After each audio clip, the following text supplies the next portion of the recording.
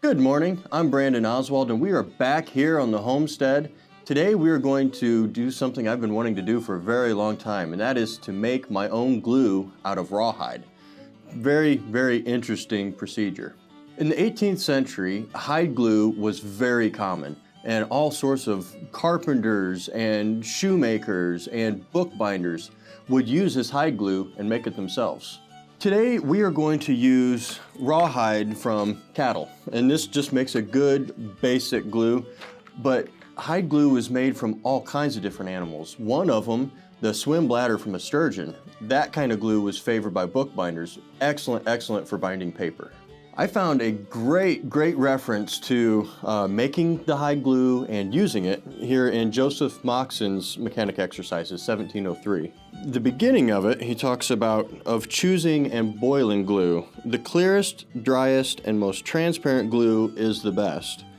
When you boil it, break it with your hammer into small pieces and put it into a clean skillet or pipkin, and by no means greasy. You don't want any grease in it because that will spoil it.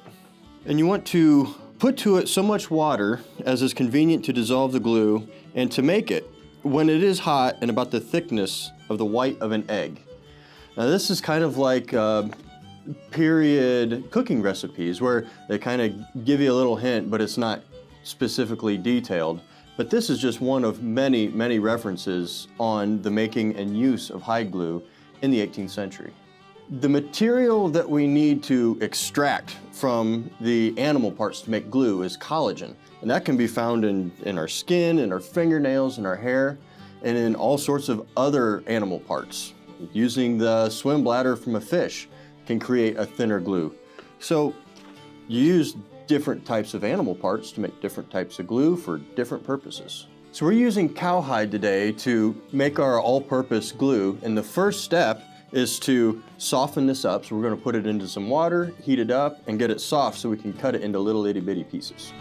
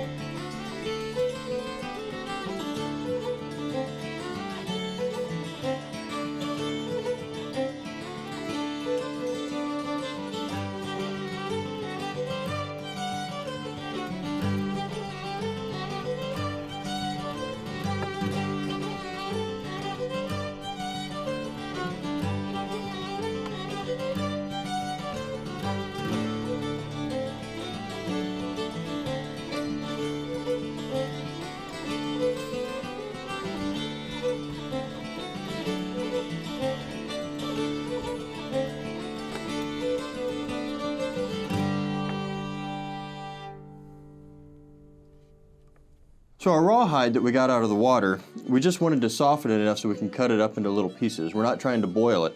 In fact, when we make this glue, we want to try not to boil it because that can kind of weaken the glue too.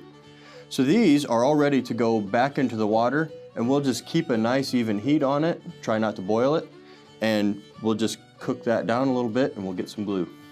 The rawhide before we put it in the water was hard. So now that we've softened it up, it's got kind of a grainy texture, and you can already start to feel it's kind of sticky. Makes your hands sticky, and that's starting to leach that collagen out. And we want to just keep that process going. So we're going to take this pile of cut up rawhide and put it back in the water.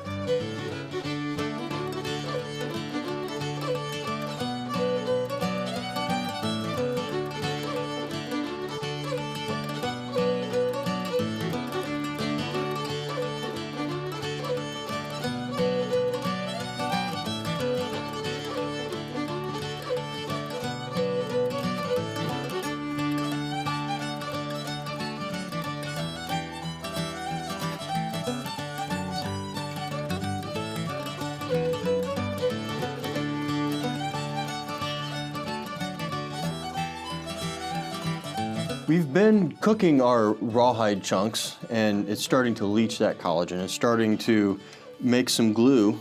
And we got it to where it's just sticky. You get a little bit of the liquid on your fingers and it feels a little sticky. So we put it into the skillet. And what we're going to do here is just cool it down so that it sets up. And it'll set up just like Jell-O. Once it gets to that point, then we can take it out of the skillet and put it onto a cloth. Break it up so it'll do its final dehydrating. And when we do that, we'll just pour another batch into the skillet and keep working it that way.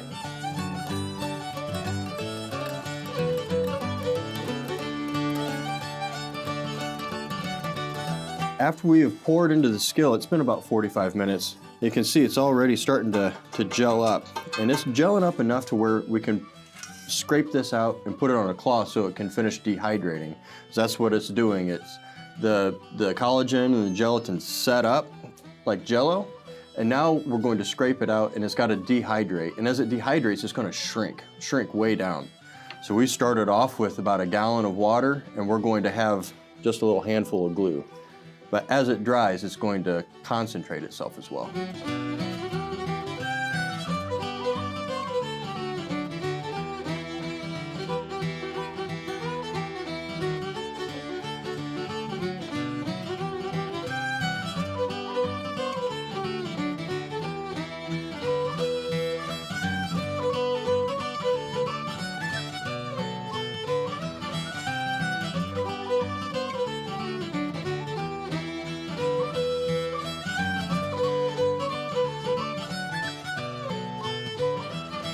This set up in the pan really well. I'm really pleased with how it worked. Now it just has to dry, completely dry. I mean, dehydrated.